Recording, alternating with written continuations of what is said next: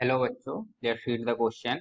A particle of charge -q and mass small m move in a circular orbit about a fixed charge plus capital Q, so that the r cube directly proportional to t square law is satisfied, where r is the radius of orbit and t is the time period. तो question में हमसे ये कहा गया है, ये पूछा है कि एक चार्ज -q है, स्मॉल q, जिसका मास m दिया हुआ है और वो एक ऑर्बिट के अलोंग एक सर्कुलर मोशन कर रहा है और जिसका सेंटर पर क्या है, -q चार्ज है, सॉरी पॉजिटिव का कैपिटल Q चार्ज है। तो हमसे ये पूछा गया है कि हमें ये शो करना है कि r की power 3 is directly proportional to T square. ये लॉ सेटिस्फाइड होता है इस कंडीशन में, और जहाँ r क्या है, रेडियस है ऑर्बिट की, और t क्या है, टाइम पीरियड है उसके रिवोल्यूशन का।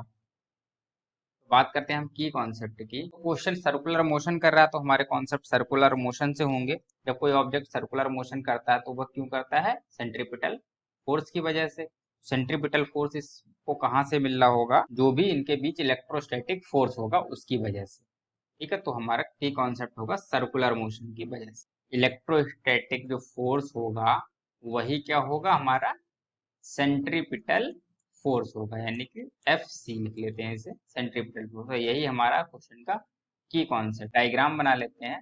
क्वेश्चन में हमसे कहा गया है कि कैपिटल क्यू चार्ज है जो कि प्लस का है, तो हमने यहाँ बना लिया, और इससे किसी डिस्टेंस आर पर, यानी कि स्मॉल आर की डिस्टेंस पे एक दूसरा चार्ज है जिसका -q चार्ज है स्मॉल, और इसका मास है m।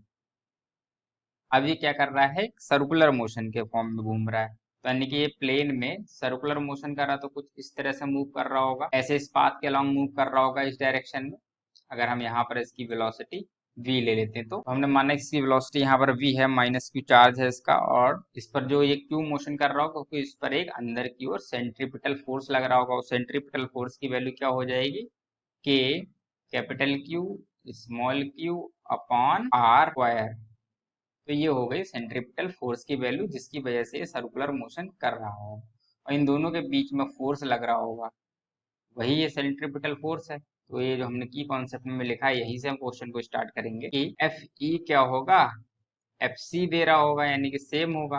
तो एफ ई की वैल्यू जो हमने लिखी है डायग्राम में भी, k capital Q small q upon r square. ये दोनों में अट्रैक्शन फोर्स लग रहा था क्योंकि दोनों अपोजिट नेचर के हैं, is equal to F C. तो एफ सी का फॉर्मूला क्या होता है, m v square upon r. तो ये फॉर्मूला हो गया एम वी स्क्वायर अपॉन और हमारा सेंट्रीपिटल फोर्स का फॉर्मूला। ये दोनों इक्वल हो गए, आर से किस पावर कट जाएगी आर की, हमारे पास जो बचा उसे हम लिख लेते हैं। क्या बचा, k Q small q upon r is equal to m v square.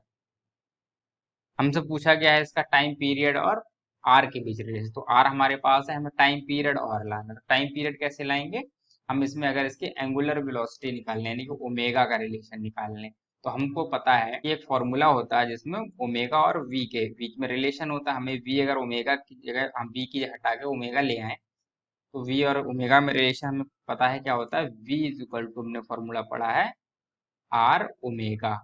Are हमारा स्मॉल है तो हम इसे लिख लेते हैं v is equal to r omega. तो हम वी की जगह पे आर ओमेगा लगा लेते हैं, हम लिखेंगे k capital Q small q upon r is equal to m v square की जगह हम लिखेंगे आर स्क्वायर ओमेगा स्क्वायर। तो आर स्क्वायर और ओमेगा स्क्वायर। अब हम ओमेगा का टाइम पीरियड के साथ भी रिलेशन जानते हैं। ओमेगा इज इक्वल टू क्या होता है, 2 पाई अपॉन टी, जहाँ टी क्या है, टाइम पीरियड ऑफ रिवोल्यूशन। तो हम ओमेगा की जगह पर भी ये लगा लेते हैं, तो हमें ओमेगा की जगह में अगर हम लगाएंगे तो हम इसे लिख लेते हैं पहले, k Q small q upon r is equal to m r square 2 pi upon T. इसको अगर हम आगे सॉल्व करें, यहाँ पर t इज इक्वल टू निकालें तो हमें मिल जाएगा t is equal to 2 pi का स्क्वायर होगा यहाँ पर, और t का भी स्क्वायर।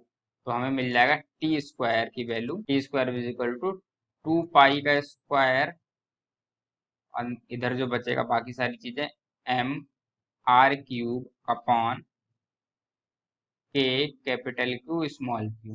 तो हम यहाँ से अगर हम देखें इस जो हमारा फाइनल इक्वेशन आई है, फाइनल इक्वेशन में अगर हम देखें तो T square is equal to हमें क्या मिल रहा है, आर की पावर 3 का टर्म मिल रहा है। और बाकी क्या है, 2 पाई स्क्वायर कांस्टेंट है, एम क्या है इस क्वेश्चन के लिए कांस्टेंट है, के भी कांस्टेंट है, और Q capital Q small Q भी क्या है, कांस्टेंट है, यानी कि बाकी के सारे टर्म कांस्टेंट है। और हमें क्या बचा, T square directly proportional to r cube. तो यही हमें प्रूफ करना था और हमारा आंसर आ गया कि ये कंडीशन क्या है, बिल्कुल सही है, इसके लिए सेटिस्फाइड करती है। I hope you understood very well. Thank you.